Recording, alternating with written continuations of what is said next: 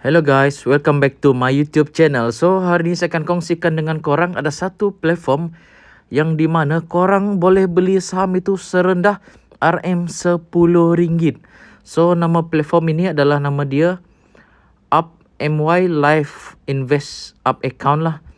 Yang ini, apps ini adalah under, korang boleh tengok dekat sini. Dia adalah under CGS International Security Malaysia. Yang ni adalah company berdaftar under Malaysia lah. So yang ni dijamin bukan scam. Okay, kita akan masuk sebentar lagi untuk kita tengok saham-saham apa je yang kita boleh beli serendah RM10 setiap hari. Okay, so dekat sini korang boleh lihat ini adalah akaun saya. Baki duit saya ada RM28.40. Dekat sini adalah saham yang saya dah belilah sebanyak RM170. Yang ini adalah saham kenanga, saya dah beli sebanyak 200 unit lah. Tapi hari ni saya nak kongsikan dengan korang macam mana korang nak beli saham guna apps ini dengan cara DCA. Korang tekan dekat save up sini.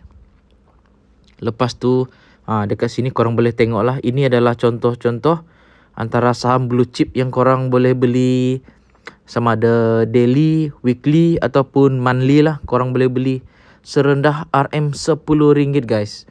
So ini adalah peluang untuk korang untuk mencuburi dalam dunia saham ni lah. Korang boleh tengok dekat sini, semua sini adalah saham blue chip. Korang boleh tekan dekat sini save up in a new stock. Korang tekan. Lepas tu korang boleh tekan syariah punya. Dekat sinilah dia akan tunjuk dekat korang saham-saham syariah yang ada. Contoh dekat sini ada Sime Darby, APBB, MISC, Kuala Lumpur Kepong ni lah semua-semuanya. Contoh dekat sini saya akan tunjuk dengan korang. Contoh lah korang nak beli saham Petronas. Dekat sini Petronas Gas Berhad. Korang tekan je. Lepas tu korang tekan trade. Lepas tu korang tekan ni save up sini. Korang tekan. Selepas tu korang masukkan amount dekat sini. Contoh, korang masukkan RM10. Dekat sini, korang boleh pilih sama ada korang nak daily, weekly, 2 minggu sekali ataupun tiap bulan. So, dekat sini saya contoh lah. Bagi dekat korang, saya pilih daily. Korang nak beli hari-hari kan. Dari Isnin sampai Jumaat, dia akan auto belilah.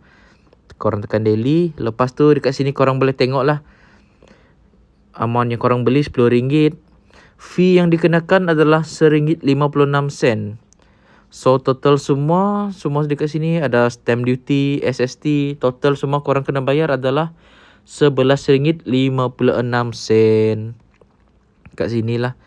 Tetapi saya sarankan korang better korang masukkan amount 100. Kenapa? Sebab korang tengok dekat sini 100 amount dia beza sikit je dia punya fee dekat sini. RM1.58, tadi RM1.57. Jadi korang taklah kena fee banyak sangat kalau korang beli RM10. Okay? Tapi kalau korang tak ada modal, kalau korang nak start dengan RM10 pun tak apa. Korang boleh tekan preview sini. Lepas korang tekan preview sini, korang boleh slide pergi right. Dekat bawah sini, korang slide je. Lepas tu barulah unit ini korang akan beli. Lepas korang beli, dia akan keluar dekat paparan utama korang lah. Kita back dulu. Dia akan pergi paparan utama dekat home sini. Dia akan tunjuk dekat sini lah unit yang korang beli. Macam saya sekarang ni beli saham kenanga. Contoh kalau korang beli saham Petronas tadi, dia akan keluar dekat sini lah Petronas. Macam tu lah seterusnya tiap hari dia akan beli sebanyak amount yang korang masukkan tadi lah. Okay. So jumpa lagi di video akan datang. Saya akan explain lagi ke depannya untuk saham-saham selanjutnya. Stay tune dengan saya. Jangan lupa korang tekan like, tekan komen kalau korang tak faham bagaimana. Lepas tu jangan lupa tekan button subscribe. Sekian dari saya. Salam fly.